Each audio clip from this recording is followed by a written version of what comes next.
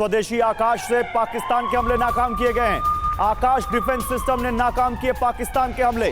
Surface to air missile से पाकिस्तान के हमले फेल हुए।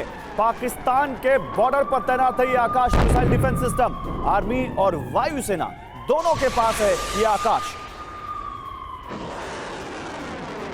तो आकाश में ही पाकिस्तान की मिसाइलों को बिल्कुल नेस्तनाबूद कर दिया, सफाया कर दिया उनका। वो पहुंचे ही नहीं भारत की जमीन तक।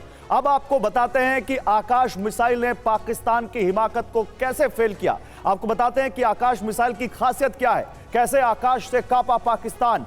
Type surface to air missile, यानी जमीन से हवा में मार करने वाली। रेंज 30 से 70 किलोमीटर। ऊंचाई पर हमले की क्षमता 30 मीटर से 18 किलोमीटर तक। Speed Mach 2.5।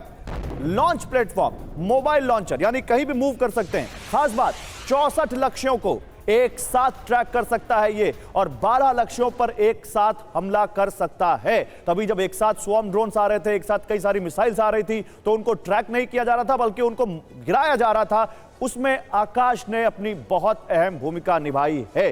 क्योंकि मेरे साथ कुछ एक्सपर्ट भी बैठे हुए हैं, मैं जल्दी से इस बारे में बात कर लेता हूं। जनरल सिवाच, आकाश ने कितनी बड़ी भूमिका निभाई कल, बताइए। देखो, ये सच्चाई है गौरव, ये आकाश जो है ये multi layered air defence system का हिस्सा है। इसके अंदर 4 हैं। पहला जो है आपका S-400 है, जो कि जिसको S-400 ट्रिप बोलते हैं, जो हमने लिया है रूस से। वो 600 किलोमीटर पे ही डिटेक्ट कर लेता है दुश्मन के टारगेट को, और वो जब 400 किलोमीटर से लेके 30 किलोमीटर तक आता है उसको नष्ट कर देता है। और इसके बाद आपका आता है आकाश, जो 30 से 70 किलोमीटर तक की रेंज में अगर कोई टारगेट आ जाता है तो उसको बर्बाद कर देता है। इसके बाद हमारे पास जूही 223 mm ट्विन बैरल है, उसके बाद L-70 है। लेकिन ये सच्चाई है। मैं ये जानना चाहता हूं एयर कमोडोर एसपी सिंह, आकाश जो कि एयर सरफेस टू एयर है, बहुत अच्छे से इसको कहीं भी ले जाया जा सकता है।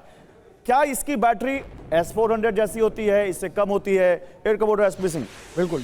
या ये कितना S-400 के मुकाबले और कितना ज्यादा अच्छे से पोर्टेबल है, इस बारे में क्या जानकारी है? गौरव, एक बार थोड़ा सा इसके अंदर ऐड कर दूं फिर बताना। देखो, ये एक आप जिस तरीके से सोच रहे हो कि ये आकाश अकेली नहीं है, मल्टी लेयर बना के चलना पड़ता है आपको। कुछ टारगेट आपको 500 किलोमीटर दूर भी करने पड़ेंगे, कुछ जो नजदीक आ गए तो आकाश पकड़ेगा। उसके बाद वो हम दिखा रहे हैं सर, हमने बताया हमने तो इसमें कोई शक नहीं कि आकाश हम दिखा रहे हैं। लेकिन अभी आकाश, क्योंकि अगर मैं गलत नहीं हूं एयर कमोडोर एसपी सिंह साहब, तो ये इंडिजिनस है। बिल्कुल।